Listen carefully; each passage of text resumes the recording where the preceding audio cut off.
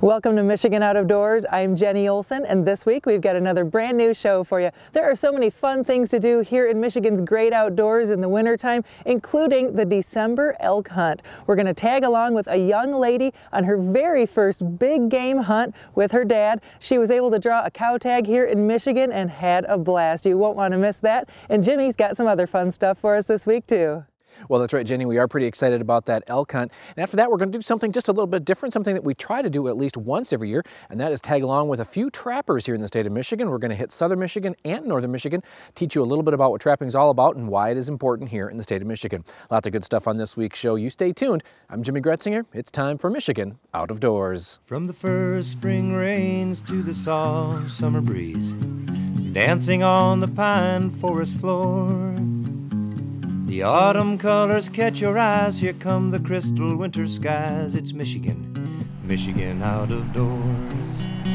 Someday our children all will see this is their finest legacy, the wonder and the love of Michigan. As the wind comes whispering through the trees, the sweet smell of nature's in the air. The Great Lakes to the quiet stream, shining like a sportsman's dream. It's a love of Michigan we all share. Michigan Out of Doors is presented by Greenstone Farm Credit Services, making recreational land ownership possible across Michigan and northeast Wisconsin. Begin your land financing journey at one of Greenstone's 37 locations or visit greenstonefcs.com. By Meijer, a destination for hunting, fishing, and camping. From bug spray and tents to GPS and gas, Meijer has nearly everything you need to take on nature and get you there. Meijer. By Showspan, producing consumer shows including the Ultimate Fishing Show, Detroit, January 8th through 11th at Novi's Suburban Collection Showplace. The show features fishing tackle, fishing trips, fishing boats, and seminars on all Michigan game fish. The Ultimate Fishing Show, Novi, January 8th through 11th. By Country Smokehouse, offering a variety of meat products. Country Smokehouse is located 3 miles south of I-69 on M53, just south of Imlay City. Country Smokehouse is a meat processor, a butcher, and a destination for sportsmen. Hi, I'm Jordan Brown, and we kick off this week's show in the Elk Capital of Michigan, that being Atlanta, of course, where I was able to tag along with a father-daughter team on a late-season elk hunt.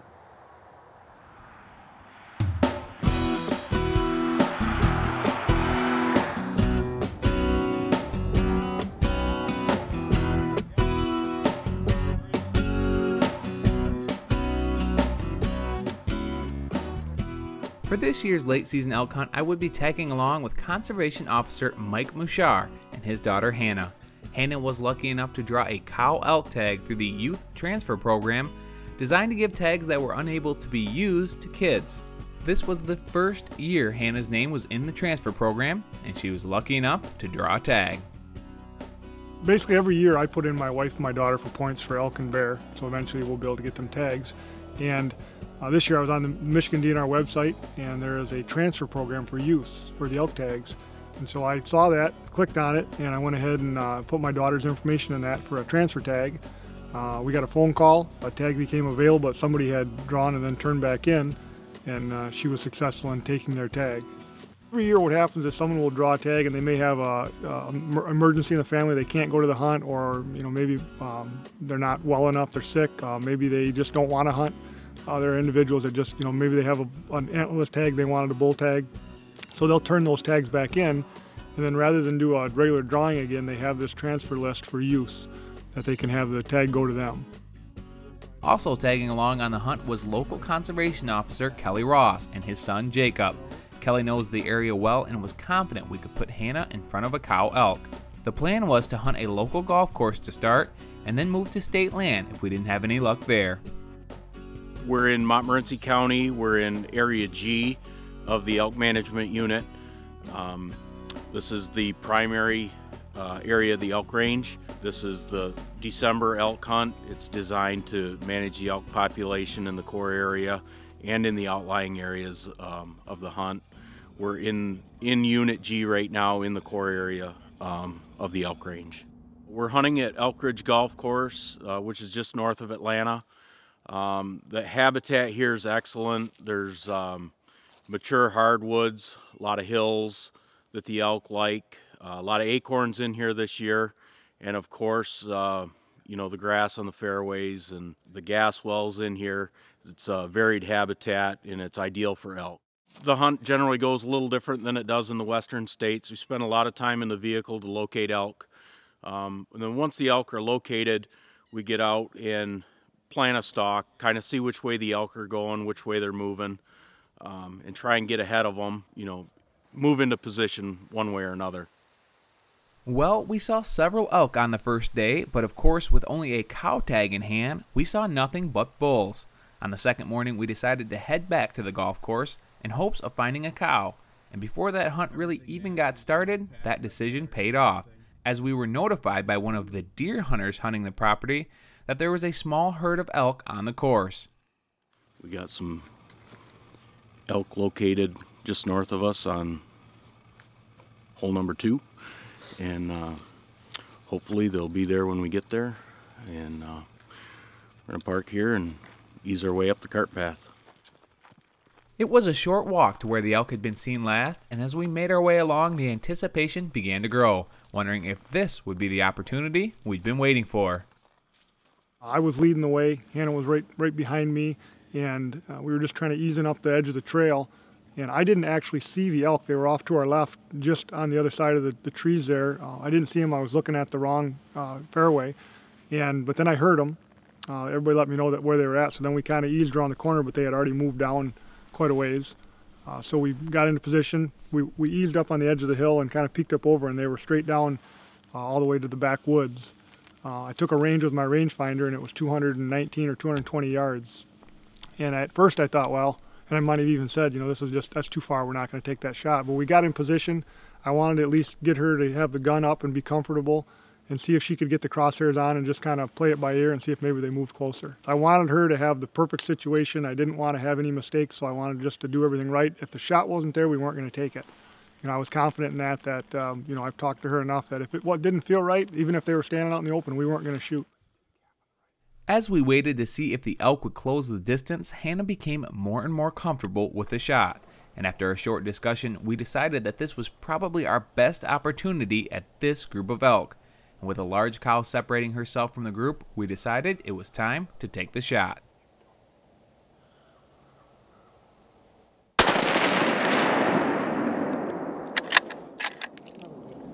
You got it. Okay, put it on again. It's right there by itself. Put it on. You can get it on the shoulder. You can get it behind the shoulder. Go ahead and lay it in there. Take your time. Take your time. Take your time. But it's dead. You just take your time. And you put it right on the shoulder. You got it. Don't shoot. That's good. You got it. Put safety on. Dude. Oh, no. Oh. Oh. Hold on. Oh. Honey, you just made a 220-yard shot. Oh. Oh. Hey. Oh, here. Oh. Yes. Put her there. I'm sorry, I got your glasses. Turn around and tell us what you think. Good job. Way to go. Let's see that elk dance. Yeah, now we got to see the elk dance. I can't do an elk dance. That's a long shot. You just made a 220-yard shot on an elk, and you've never shot anything other than a turkey. What do you think of that? Across the number one green, right down the fairway. That's how we like it. Excellent. That's an incredible shot. Way to go. That is incredible. Outstanding. Kelly, what do you think of that 220 yards for a 15-year-old? That is outstanding. What a shot.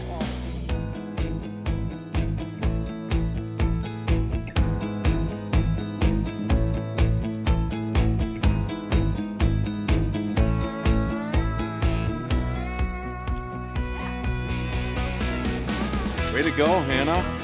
Good job. We were thinking about going somewhere else, but we trusted Kelly here and decided to come back here and give it another try, even though we only saw bulls yesterday, and well, we got here this morning and we were going off one way, and Kelly got a call, and there was a bunch of elk that someone else saw. Didn't know what gender they were on hole number 2. And so we came on over here. We walked and we went up on the hill and looked over, and there was a bunch of cows and some calves, and they just kept kind of moving around and turning, so it was kind of hard to get a shot. And then this one turned broadside and I shot it. I'm not sure who was more excited, Hannah or Mike, but I do know who got to do a brunt of the dirty work. After we loaded the elk up, it was time to head to the check-in station, where I was able to catch up with one of the biologists on hand to see how this year's hunt was going, and also how the elk population is doing overall. We did our elk survey in January of 2014, and we estimated the population around 650 or so. That's right in line with our population goal, which is 500 to 900 elk. This season, we had 50 state hunters, and we've had 14 come in so far, and they've been nice animals. It's been a fun hunt for a lot of people. We expect today to be a little busier than yesterday. Usually the first day is a little slower.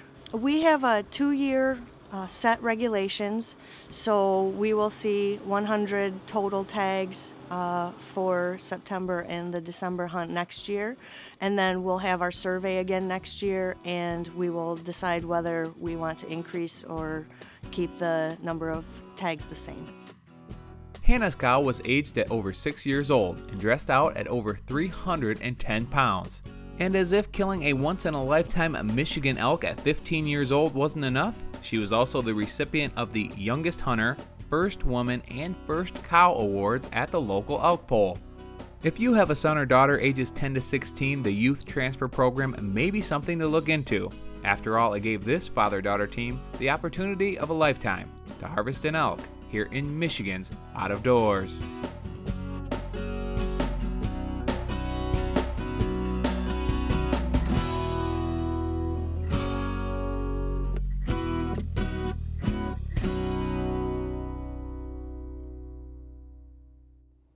Well, here at the television show, we talk a lot about tradition of hunting, fishing, and trapping. And even though we spend probably 80 or 90% on the hunting and fishing, we don't want to forget about our trappers.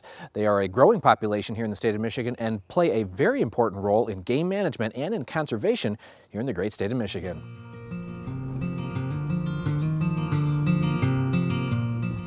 Being a trapper takes a lot of time, much more than you would think, and each and every day, Jim Wolf runs his trap line. Today, his son, Jimmer, would be tagging along for the all-day job of checking the line. Now, what are you putting in there, Jim? Fish. Fish, okay. Yeah, there's ground up fish, and I think this has got anise oil in it, too. Now, do you make that yourself, or do you buy that? Oh, I grind it up. Yep, okay. I make it myself. Yeah, it's cheaper. You just put it in there. Jim has been a trapper for over 50 years, and when I was given the chance to tag along on his line, I was more than happy to make the drive to the southern part of our state in and around Jackson County. Today we would check a lot of traps and found coon in almost every spot we went to. Now, Jim runs a lot of dog-proof traps, and like the name says, you get the idea. They are a very good trap for coon and are all but impossible for a dog to get stuck in. In fact, these traps are so good that if the coon is too small, you can easily let the coon go with virtually no impact to the coon at all. Trapping is a tough sport. For example, a deer hunter is hoping to be within 100 yards or so of his quarry when carrying a firearm. A bow hunter would love to see that deer within 20 yards, but the trapper, well, he has to have his quarry step in a spot about the size of a tennis ball. We put through the springs, we put the grass through there so that it blocks off any. There's no way he can go through anywhere, but right through the center. Camouflage breaks up the outline of the trap, and when it breaks up, then the coon's got a target right straight through the trap. When he sticks his head into there, he's gone. Okay. We take him to the first shed. Now, some of you may be asking, why do people even need to trap? And that is a good question. The answer is the same as, well, why do folks need to deer hunt? At the core, it's about conservation, the wise use of the resource, and managing the population. Trapping is one check and balance on many species. Coon numbers are so high because few folks help in managing that population. Possum and muskrat, well, they're the same thing. And even our coyote population that seems to boom more and more every year is helped to stay in check by our trappers. This coyote is a sign of a good day for Jim and his son, and this spot has produced many over the years. Why you set here for a coyote set? There's high ridge, there's a break where it comes down to the weed field, there's a trail where they're going along through there, and they run all along through here to go to the woods to go to hunt. Okay. And then they come along this ridge right here, just like you and I. We don't like to walk on that ridge, they walk on the bottom part, and that's just what a coyote does, and that's where he goes, right straight down through there. We catch probably 2 or 3 coyotes a year right out of this area right through here. And there'll be more of them here. I see right there, the other set there. He dug that all up. Then another one come in and dug it up. Maybe I should have had a double here today. Now, was that a big coyote, small coyote? This is it's a good sized male. It was a good sized male. It's probably, I don't know if he was a 2-year-old. He looked like he might be a 2-year-old, but okay. He'll be a good sized male. Now, do you get a coyote every day or? A couple of weeks? Sometimes we average 2, sometimes we get 3, 4, 5 of them. I got as many as 9 of them in one day. Wow. But yesterday we got one, today we've got one so far. Okay. And it's hard to tell. Some days you don't get any, some days you don't get any. But if I average a coyote or 2 a day, that leaves me with 14 to 20 coyotes at the end of the year, and that's enough to take care of. Once the animal is dispatched, the work begins on resetting the trap. A lot of time goes into making these sets. There's a hole dug where the lure or bait goes, basically something that smells really strong to draw the coyote in, and then the trap is carefully placed. You smooth it out so there's no lumps, because he won't step on a high hill. Move it off to the side, about 2 inches, 9 inches back. That's where a coyote will step. Because when he comes down, he step into and look in the hole. You step right in the trap. Jim puts on a lot of miles on his truck every day. It takes him most of the day to check his lines. Now, you can have a shorter trap line that you may check on your way to work in the morning, but Jim likes to make it an all-day affair. Now, do you take care of these then every day then, Jim? Oh, yeah. Oh, yeah. Skin them the same day, eh? Everything's all skinned out, taken care of. The day that it's caught, nothing stays over. It's always impressive to see the skinning rooms our trappers have. In a matter of minutes, they have these furs off and hanging up to dry. You lay them dry and you do like what Jim was doing. Then you take them and you brush them out, and all the blood and everything goes on there. They come out. And you flesh them out and you get them ready to sell. And you run your trap line every day? So every day. And how long does it take you to run that trap line? From daylight to dark. And then I come in here and skin for 3 or 4 hours after dark. That's a full-time job. It's a full-time job, but it's fun. Well, as you can see, Jim has a lot of photos and actually quite a few awards that he has won commemorating his time as a trapper here in the state of Michigan. Jim, thanks for letting us tag along with you. And we're going to stay in the world of trapping and head to northern Michigan now, where we're going to tag along with John Chagnon. Now, John works for PCS Outdoors, and that is just outside of the town of Oscoda. This place is one of our nation's leading trapping supply companies. PCS Outdoors is Phoenix Composite Solutions is the PCS. The outdoors portion is one of the divisions. We're a diversified company. We're primarily in outdoors and aerospace. But as you've seen from the tour inside our facilities, we have approximately 105 employees. And we also manufacture some medical equipment. We manufacture some stuff for the trapping industry. I would say we have 95% of the brands of lures and traps, and I'm a boots on the ground entrepreneur, and as you can see, we can catch some fur. John Chagnon does know how to catch fur, and in fact, our first spot we stopped by had a very nice red fox. John not only sells trapping equipment, but also knows how to use it, which means setting a lot of traps himself. It's always my goal to catch one of every animal on a trip, or to catch 3 or 4 coyotes in one location. And I'm never going to catch 3 or 4 coyotes in one location if I don't set 3 or 4 traps. Okay. And also, you've only got such a window before the harsh weather comes, and it's harder to catch them and keep your traps working because of freezing ground and snow. You got to make hay while the sun is shining, and 4 sets make sure if you catch a possum or skunk or coon, you still got some other sets working for fox. Our plan for the day was to hit the Ausable River. John and his friend and co-worker Andrew have set the water traps along this river for many years, and today we would see just how they've been doing. When setting traps for beaver and muskrat, you do basically the same thing you would do for coon and coyote. You need to know where they are moving from and to, and then set your traps right where they want to be.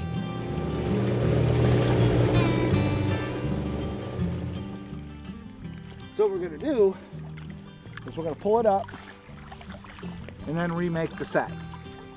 Depending on what we catch. If we catch too many, we'll pull the trap straight out. Whoa. Yeah, it's probably 50, 60, Andrew. I don't think he's an 80. Oh, I don't know. Oh. It's 70. This was a huge beaver, somewhere around 50 to 60 pounds, John thought. Now, it's pretty amazing that for the trapper, this pile of wood along the river jumped out as a perfect area to set traps. For me, well, it just looked like a pile of logs. The one thing you can't see here is inside the water. I want the trap to have 2 to 3 inches of water over it. Okay. But the beaver, when he comes swimming this way, I want him to put his front feet down. So we'll have a stick. So it hits his chest when he swims up, and that makes him put his feet down. Okay. Okay? Huh. But he slides down that wire. And usually, he's right at the end of the stake like he is this time. That's a beaver too, but you could also get otter in these sets. Okay. Okay? I actually think there's more trappers than there used to be because of the modern media and education that comes through the computer.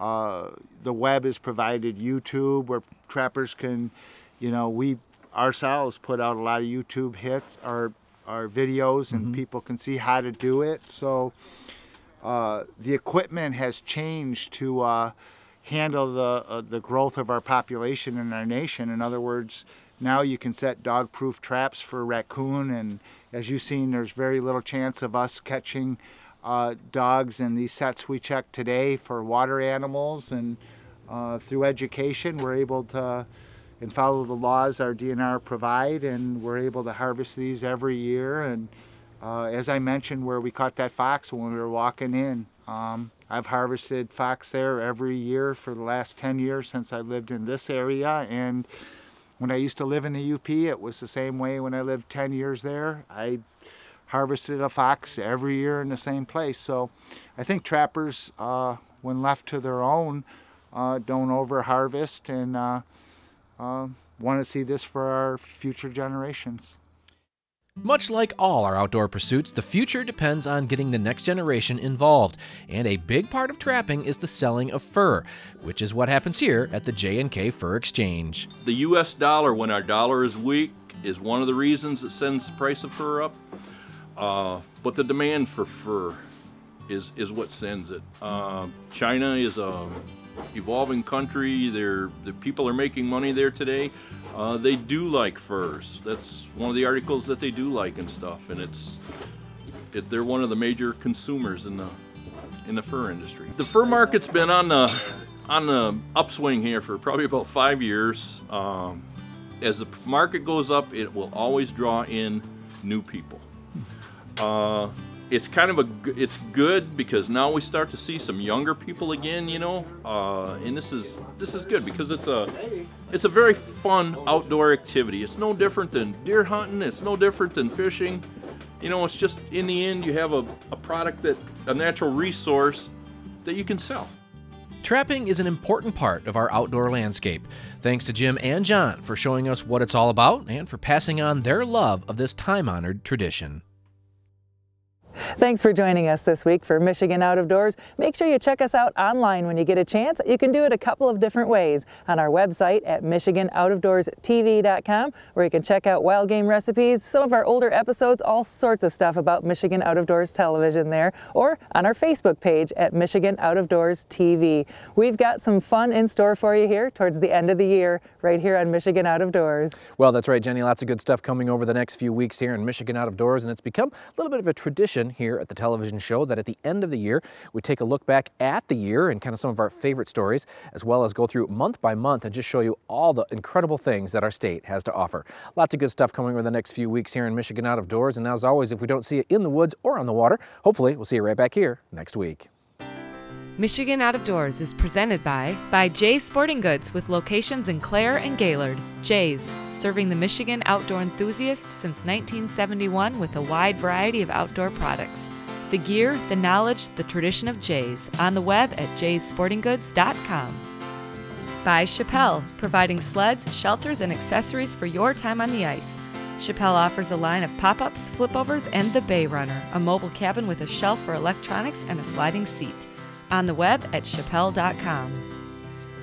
By Propane, exceptional energy. Propane retailers promote the safe use of Michigan-produced gas energy in homes, farms, and businesses across our great state. Learn more at usemichiganpropane.com. By Meijer, a destination for hunting, fishing, and camping. From bug spray and tents to GPS and gas, Meijer has nearly everything you need to take on nature and get you there. Meijer.